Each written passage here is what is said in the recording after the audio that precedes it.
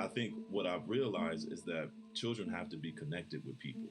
And so if they plug into the World Wide Web, which is the connection that you've given them, and they've seen you many times than not using that connection as a way to smile and find joy and find happiness and all those other things, then they're sometimes inclined to practice what they're seeing around them. And so I think that how do we make sure that children have some healthy boundaries that are associated with using technology, because technology isn't the bad or the evil, thing that we often talk about, but there are some really amazing opportunities and lessons and experiences that children can have in utilizing technology.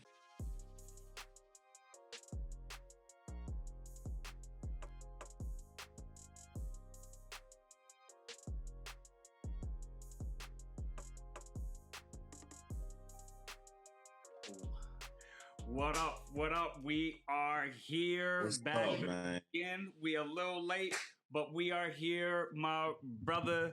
Yo, welcome to another edition of the Father's Heart Podcast with your boy Shon and Cole. And your boy Cole. What up, man? Yo, George. And George on his way. Coming back.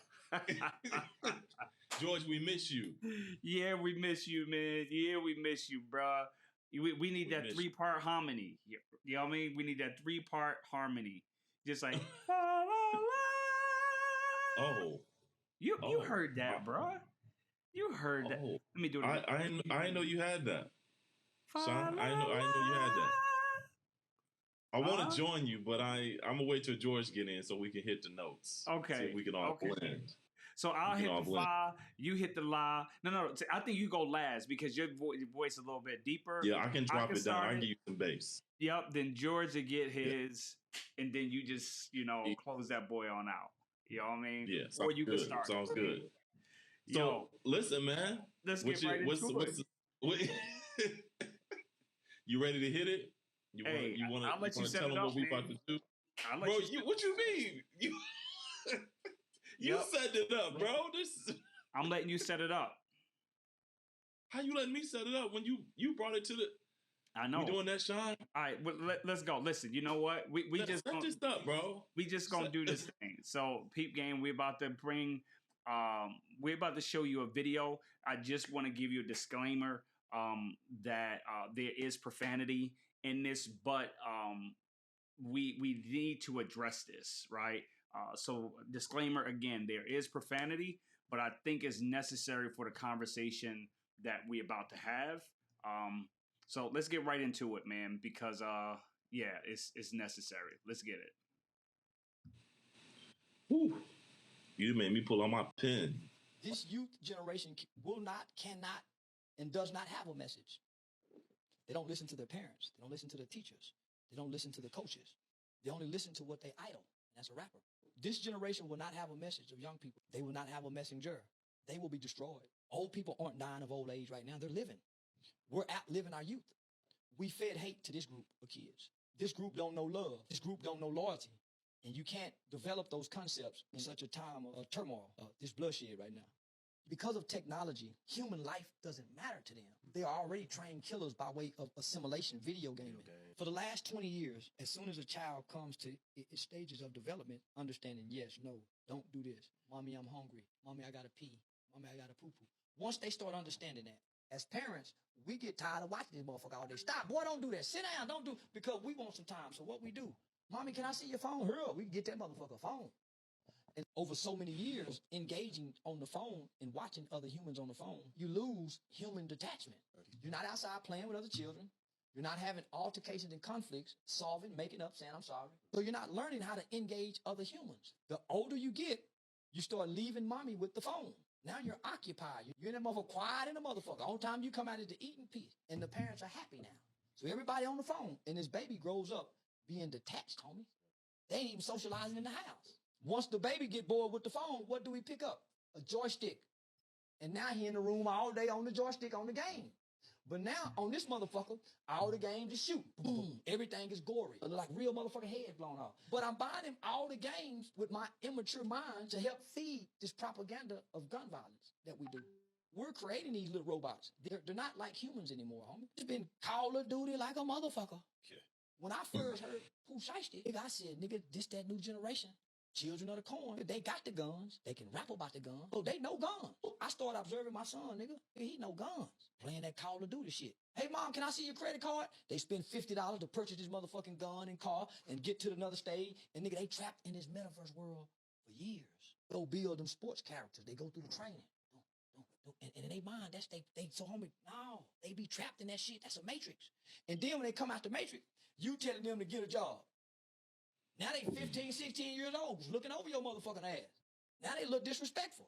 Now when they get angry and they get upset, they go in that room, close that door, and kill in spirit. In their mind, the people they mad at, and they be good at it. And don't let them be on the headphones and talk to a motherfucker in Illinois, in Utah. If you can go in and listen, everybody hateful. Even the grown folks on their fucking mother. It's like that online, in the comment section. Yeah. Everybody's hateful in the matrix. So when you plug out the matrix and have to deal with your mother, deal with your sister, homie, you don't have no attachment. So this is the generation that you can't get a message to. They have to go through to know. Life got to teach them. Because, nigga, you got to understand the seeds we sown. Crips and Blood's been around 50 years. Rap's been around 50 years. I'm 46, so gangster rap been around 30 years, nigga. Them some seeds has been sown. And nobody's contended it. Nobody's rebutted. Nobody's went against it other than Miss Dolores C. Tucker. Tupac made me hate her. Dolores Tucker, you's a motherfucker. They call you bitch. Yeah. I wonder why they call you bitch. And nigga, all she was doing was just trying to put it in the lane. Let's not play this on the radio. Let's have this way. Let's put these. Let's not get rid of Queen Latifah. Let's not get rid of all the MC Lights. Yeah. Let's not make all these motherfuckers look Kims. Sister Soldier. Man, let's make some more of them. So that's all she was doing. And then they made us believe that she was bought out by the industry. She wasn't, homie.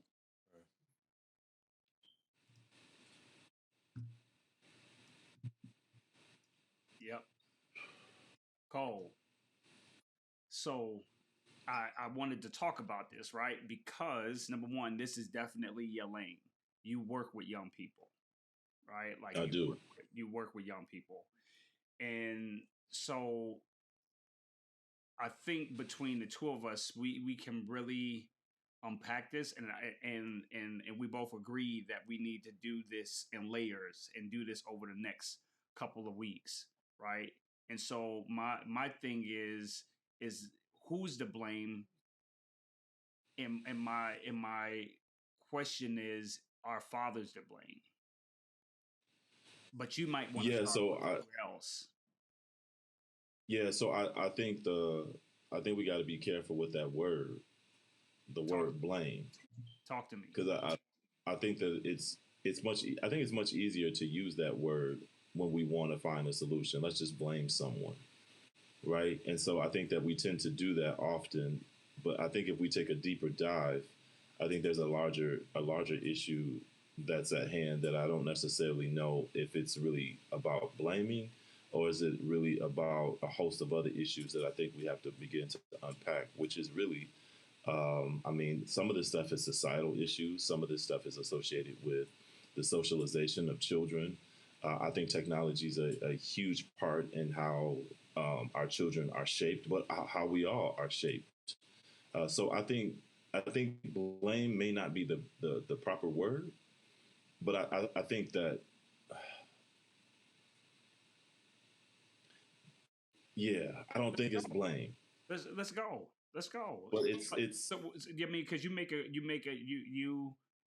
right. So me, I'm like, yo, who's to blame? And you're saying, no, Shon, I don't know. That's where we go, and I haven't heard it from that perspective, like where you're saying like we want to find somebody to blame because it's an easy way to cop out. You're saying like what do you mean when you say we need to be careful with the blame part? Because I think blame shuts down opportunities for growth. So when we start blaming people, then people put their walls up, and then their shame and guilt and all those things that get in the way in the opportunity of actually having the conversation. So I think that blaming is a word. I think that it fits, but maybe not in the context of this, because I think what we should be talking about is maybe even the word responsibility, and maybe even accountability in association to how we are rearing and raising our children, and who is responsible for the village of children that we have in our society. So, and I think we also have to be careful about this topic too, right? Because we cover a whole, when he says that these children don't listen, and that it's an overall arching message that all children aren't, and that's not necessarily the case or the truth, right? And that we do have kids that are using technology in the proper way, but they're also expanding technology by their ability to access it and use it. So I think that, but this is such a deeper, layered topic that I do think it's going to require us to really unpack that. And I think it just really starts with understanding how we socialize kids. I mean, uh, and when do they get? I think one of the big challenges I have parents struggling with. Oh man, am I froze? Yeah, no, you're good. I'm Just keep froze. going. Just keep going. Just keep going. Yeah, I think there's just so many messages that parents also get about when they should give their children technology, at what age should they give their children technology, and if they even should have a phone or a tablet.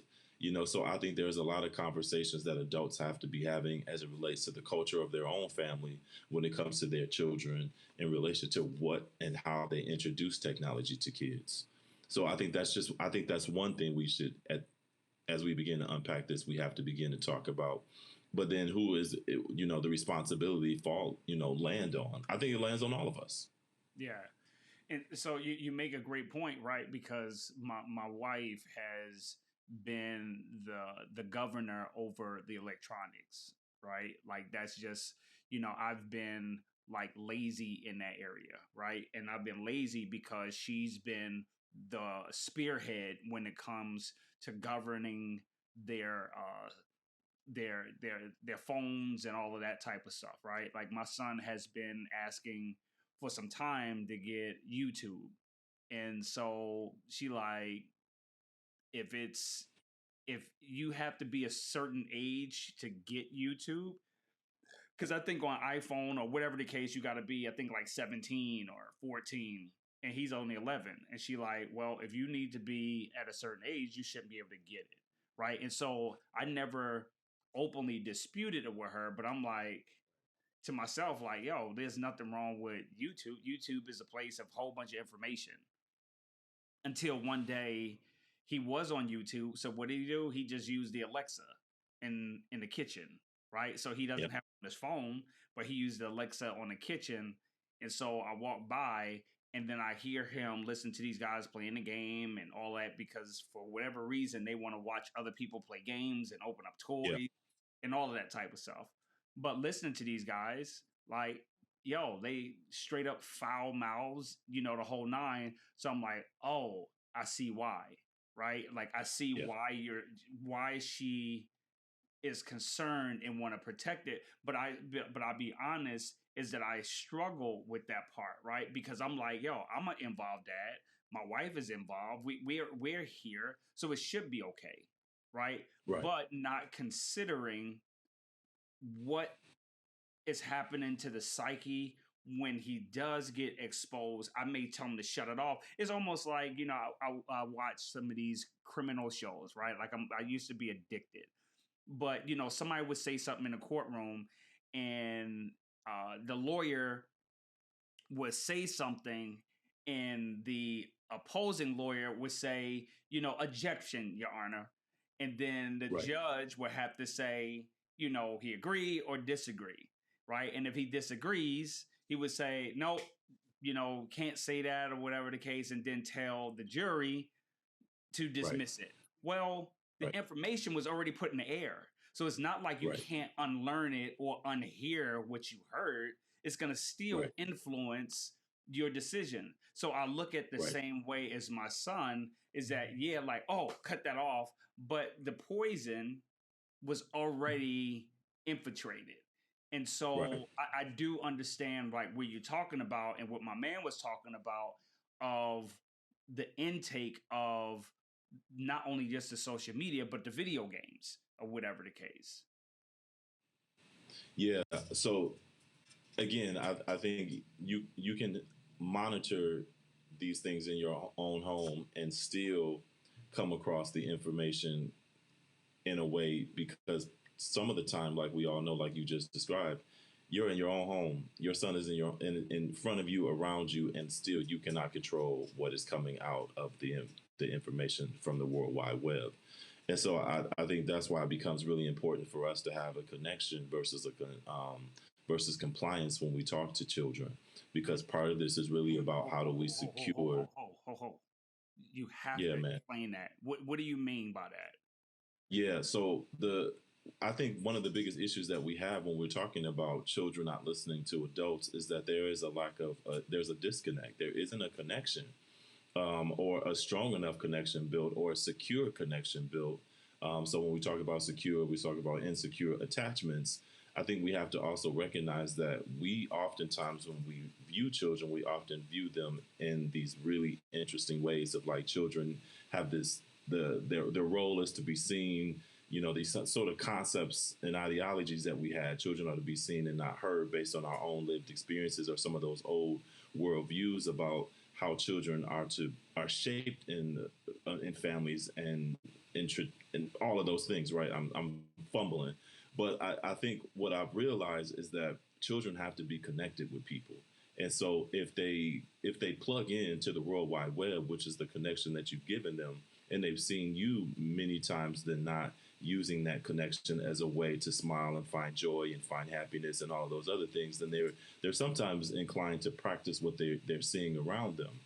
And so I think that how do we make sure that children have some healthy boundaries that are associated with using technology? Because technology isn't the bad or the evil, thing that we often talk about, but there are some really amazing opportunities and lessons and experiences that children can have in utilizing technology. But I think it really requires adults to make sure that they have a healthy connection with children. What's up, Father's Heart podcast family?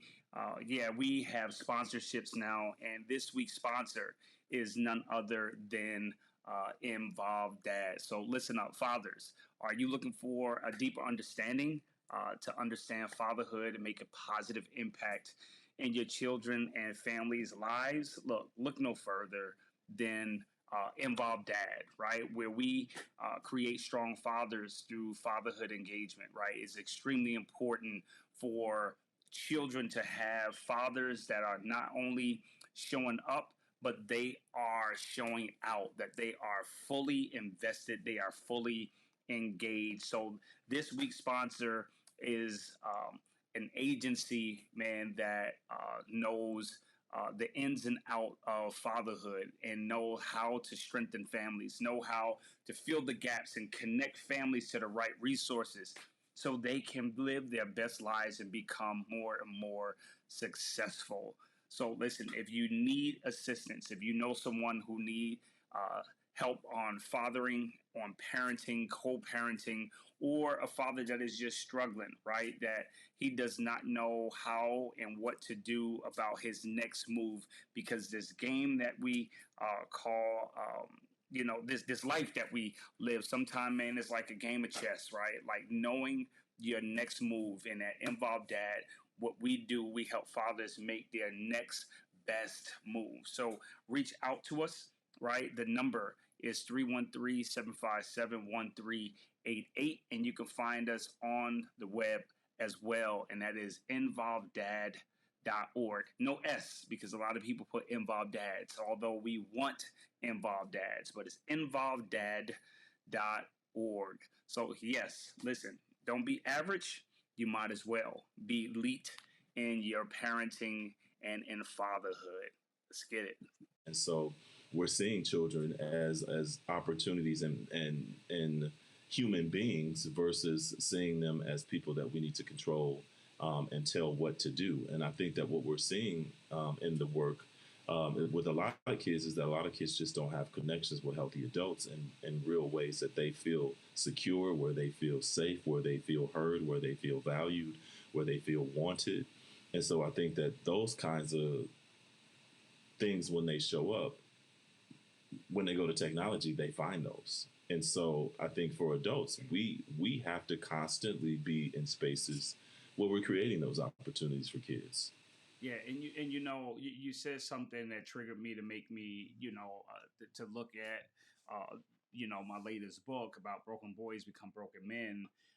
And that concept is true for women, right? In many contexts. And so when you're saying that not having that connection, I tell you, when you have an adult who is who's broken, right? It's hard for them to have that connection with their own children. I talked to a relative of mine, and the space that we in. I never knew that a relative of mine, when they have multiple children, but their last child, they didn't have a connection with that last child. Part of them, they had postpartum depression, right, where they didn't have no connection, felt guilty, and didn't even seek help. Why? Because they was like, yo, this is horrible. Who does that? Right? Because they never, it wasn't talked about, in the community. It wasn't talked about in the home, of the struggle that they was having with connecting with their child, because they was afraid that they will be judged. They felt like they were that they was a demon, like, yo, you are the worst parent ever, but never knowing that it was a diagnosis connect with that is something that some parents have, and there's help for it, right?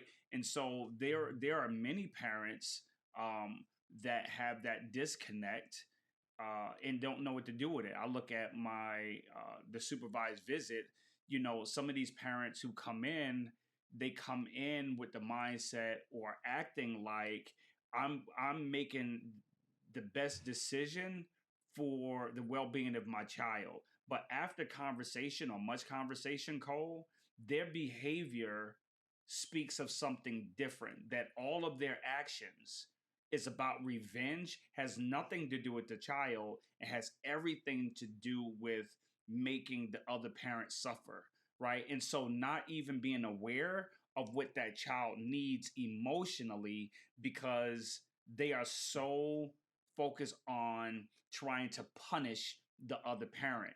And so when we leave those children alone to process that information, I then know that opens up a door for that child to walk into a place of delusion and traumatic experiences, and then left to their own, right, to navigate that space, which then turn into something that they carry into their adulthood, just repeating that same behavior with generations of people doing that. Last thing I said, and we said we're gonna make this short this week, but last thing I want to say, and then you go, is that I'm reminded, and I think, I'm not sure if we showed the video or I showed you outside of this, the boxer with Spence and the other guy. I can't even think of his name.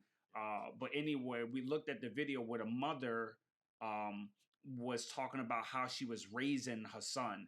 And one of the things that he was saying, how his mother never told him that she loved him. And here, this guy is a superstar. He's killing the game, the whole nine. His mom made him fight when he was younger, the whole nine. But still, she was creating the monster. She said it. It's like, I was creating this. And yes, he became that. But still, he was, you could hear in his voice that he was missing the love of his mother, that nurturing part. And here she was happy about creating an animal or a monster. Yeah, and so I would need to review that too before I speak to it. But I will say that I've had the opportunity of working very closely with moms who sometimes are living in environments where they recognize that they have to prepare their children to enter out into the world. And so sometimes the best way to, and sometimes in the rearing of their children, the best way that they think to be able to do that is to begin to toughen their boys up, right? To prepare them to not be weak, to prepare them to have the armor on, to fight in a world that is a dangerous place. Yeah. And so I think that part of some of that psyche in terms of the script that parents gather along the way can be associated to, I'm in survival mode. I will teach you how to survive. depending on the environment in which you're in, because environment plays a huge role too in how children are formed and developed. And so it isn't just simply the interactions that they have with their families, but it's also the environment in which they have those interactions with their families. And so a lot of times the things that I'm talking about is really associated with this connection and compliance. But we do this across the board. I mean, our work is really around how do we help agencies and organizations find connections with through engagement when it comes to engaging fathers, right? But if our systems are set up the way that they are set up, that's centered around compliance versus having a trauma informed lens built into the structure of the system, then I think that again goes back to this lack of connecting and more about compliance. You shall comply. You must comply. The I's must be dotted. The T's must be crossed. You must follow the rules. You must follow the policies and procedures that are created to enforce these rules. And if you don't, here is a punishment. And I think that these infrastructures also have been embedded in our family structures in which we do the same types and patterns of behavior. When children act out, when they dysregulate, what do? We punish, right? And so sometimes that punishment might be taking away the device. Sometimes that punishment might be corporal punishment. Sometimes that punishment might be the removal of my relationship with you. So I mean, there's so many practices I think that parents have gathered along the way in terms of how to parent children. And I've said often in a lot of my work is that it's really important that parents do a really deep dive in understanding adolescent and children behavior and the way that the child brain works. And so I think these are things that sometimes as parents we don't naturally go to for information or learning because we're practicing the parenting the way that we've been taught parenting. But I tell people when they say things, well, there's no book on parenting. And I say, no, there's a plethora of information out there about parenting. But the key is really understanding your child. And I think we say this often, how do I parent the child that how do I parent the child that I have versus parenting the child that I wanted? And so I think that part of this goes back to relationship, it goes back to connection, and how do we as practitioners, as a community, as people that are stakeholders and work in the space of family engagement, how do we make sure that we're echoing the very same things that we want to see reflected in the parents of the families and the children that we serve? And so I think that's part of what's embedded in this conversation too, is how do we make sure that we're building in on connection? Because connection is key and connection is about belonging. And if I feel like I belong, then I'm going to do all the things that happen. So when kids join and get involved in the games, they find a tribe, they find people that they can belong to. So a lot of this is centered in us as a society in terms of how we treat people. But that's again, I like it. I like it. that So we're going to take a deep dive in this. yeah, Yeah. I'm settled on it, right? Like we gonna continue to unpack this for a few weeks, right? Because Yeah. he said a lot. He said a lot, and I think that we owe it to our viewers to really help them because I know that some of the people who rock with us have some of those challenges, right? And even if you don't have a child, like really learning how to deal with you, right? Like Yeah. it relates to this part of it because some people have a hard time connecting with, like why do I keep on attracting the same type of guy? Why do I keep on attracting the same type of woman? Right. And so, yeah, I want to unpack this for the next couple of weeks, man. Yeah. And Yeah. we gonna get into it. I'm excited. I'm glad I found this video. Actually, one of my boys sent it to me, and so we gonna Wow. unpack this, man. We gonna unpack this thing, and yeah, we gonna pour out into you to you guys, man. So tonight we're just gonna have a short time with you, spend just a little bit of time with you, because we both had something to do, but we didn't want to rush, but we Yeah. No. wanted to be committed to our call and to our assignment. This is our assignment. Our assignment is to you guys, right? And I tell you, people, we don't do this for the bread, right? We are busy just like you are busy. But we just decided like, yo, we are going to give of ourselves to those who rock with us. And we don't care about the numbers, like for real, like this is not our bag. right? This is the part that we want to love on you guys and those who come back and see this later. I see a lot of people who come to us like, man, I watch your podcast. This helped me, that helped me. We just going to keep on doing it and being faithful because we want to pour into you. And we know this is our assignment. But Cole, we cannot leave without having our legit or not legit.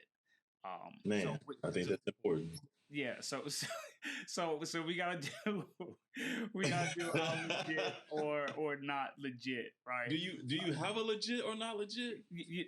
Listen, because I feel like I did the last one. How do you how I did the last legit because the last legit was the T-shirt. The should a man purchase a fitted T-shirt for the comfort and structure? Yeah, that was mine, bro. This is on you tonight. That was yours. That was yours. That was me, bro. Okay. That was me. Okay. All right. Okay. All right. That was yours. Yeah. All right. So I have I'll come up one. So is it legit or not legit for you to have your child to do something afraid when you are afraid yourself? So is it legit or not legit to have your child kill a spider? So I'll give you the context. I'll say it like this. Because I don't like spiders. All right, so listen. Was it legit or not legit for me to have my son move the raccoon cage? He was afraid, and I'm like, listen, I'm going to help you. We're going to navigate this together, making it about him. But me, I don't like the wildlife. I was there with. I wind up doing, most of the work and all that. But I was afraid of that raccoon. So, was it legit or not legit? It was totally legit, man. You're helping him build character.